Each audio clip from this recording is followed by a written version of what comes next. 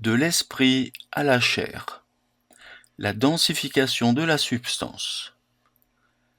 La question se pose désormais avec force.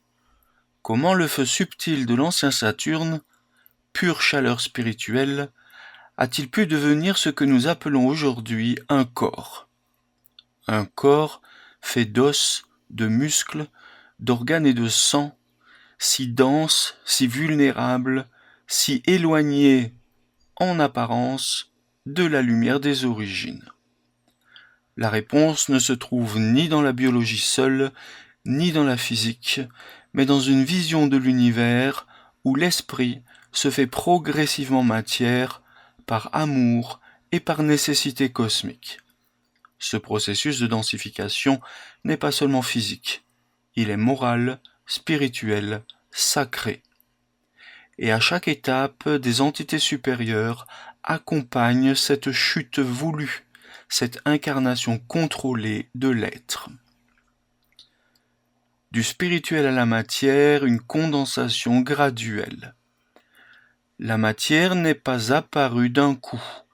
Elle est née d'un esprit qui, peu à peu, s'est contracté, ralentissant sa vibration, condensant sa lumière, densifiant son souffle.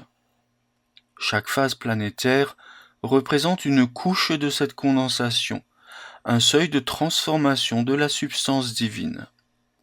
Sur l'ancien Saturne, tout est chaleur, aucune matière encore, seulement des forces dynamiques, un feu subtil dans lequel le corps humain naît comme une idée en cours de gestation. Sur l'ancien Soleil, la chaleur devient lumière, puis air. La vie apparaît, portée par un souffle rythmique. Le corps physique reçoit le soutien du corps éthérique, qui organise, anime, soigne. Sur l'ancienne Lune, la lumière se fluidifie en eau cosmique, riche de sensations et de mouvements. La conscience devient onirique. Le corps astral pénètre l'homme, qui commence à ressentir sans encore comprendre. Enfin, sur la Terre actuelle, l'esprit atteint son point de densité maximale. La matière devient solide. Os, tissus, sang, métaux. C'est la substance la plus éloignée du monde spirituel, mais aussi le lieu du retournement possible. Chaque étape conserve la précédente. Même aujourd'hui, la chaleur, l'air et l'eau vivent toujours en tant que couche spirituelle dans notre physiologie. Notre corps est un palimpseste d'époque cosmique. Nous pouvons ouvrir une parenthèse en disant que la chaleur de notre sang, lorsque nous sommes en bonne santé, chaleur qui est d'environ 37-37 degrés, est une réminiscence de la chaleur spirituelle de l'ancien Saturne. La densification de l'esprit vers la matière ne s'est pas faite au hasard. Elle suit un langage caché, une grammaire spirituelle, celle des métaux planétaires. Il y a en effet 7 métaux majeurs dans la structuration du corps. Rudolf Steiner nous explique que chaque métal porte en lui une qualité spirituelle condensée, liée à une planète, à un organe, à une fonction sacrée du corps humain. Au niveau du plomb, la planète est Saturne.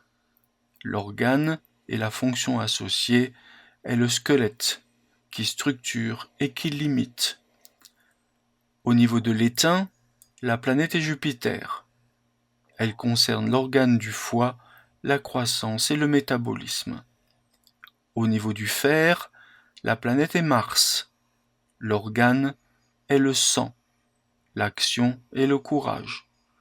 Au niveau de l'or, la planète est le soleil. L'organe est le cœur et la fonction associée est le centre du moi. Le cuivre comme métal a comme planète Vénus. L'organe sont les reins. La fonction associée, l'équilibre et la beauté. Mercure comme métal a comme planète Mercure. L'organe est le système nerveux. la fonction associée est la communication. Et enfin l'argent. L'argent a comme planète la Lune, comme organe les organes reproducteurs, et comme fonction associée la mémoire et le rythme. Je construirai prochainement un podcast pour expliquer la formation des planètes du système solaire et leur correspondance avec les différents métaux. Ces métaux ne sont pas seulement chimiques, ce sont des lettres vivantes du langage de l'univers. Ils traduisent la condensation de l'amour cosmique dans la physiologie.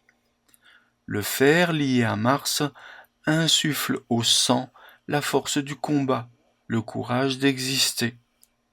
L'or, relié au soleil, place le moi au centre du cœur, faisant de lui le soleil intérieur de l'homme.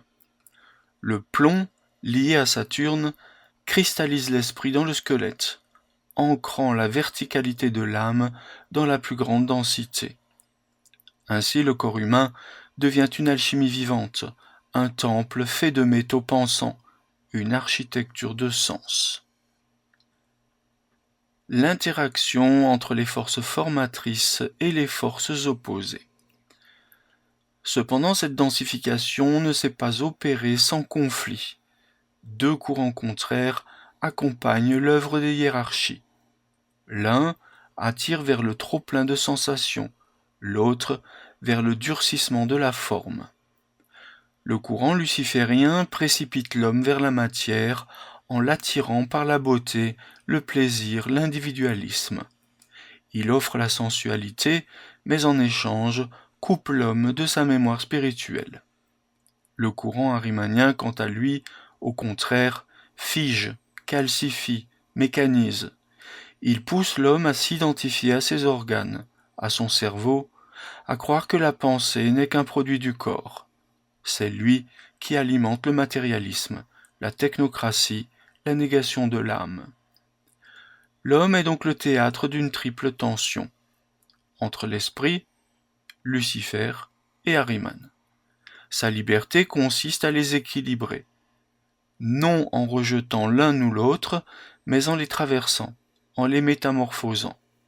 Il ne s'agit pas de fuir la matière, mais de l'habiter en conscience et de la faire vibrer à nouveau du feu de l'esprit.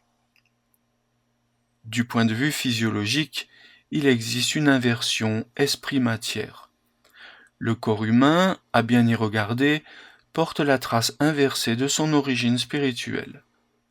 Le squelette, dur, froid, figé, est la forme la plus éloignée du vivant. Et pourtant, il est l'empreinte la plus ancienne de la volonté divine, le souvenir minéralisé du feu primordial. Le sang, au contraire, est fluide, chaud, en perpétuel mouvement. C'est là que le moi agit le plus intensément, transformant, guérissant, animant.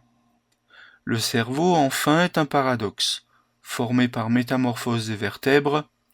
Selon Goethe, il est ancien dans sa structure, mais le plus abstrait dans sa fonction. Il sépare, mais aussi il éclaire. Plus un organe est ancien, plus il est figé. Et plus il est proche du moi, plus il est mobile. L'évolution spirituelle consiste à faire revivre la matière, à l'embrasser de nouveau depuis l'intérieur. Nous le pressentons, la matière est de l'amour condensé. Ce que nous appelons corps, ce n'est pas une prison, c'est une offrande. La densification n'est pas une chute définitive, mais une traversée, un passage nécessaire pour que l'homme puisse dire un jour « je suis », et que ce « je » puisse transformer la densité en lumière. Ainsi s'explique que notre corps, dans ses os, ses métaux, son sang, soit plus qu'un outil.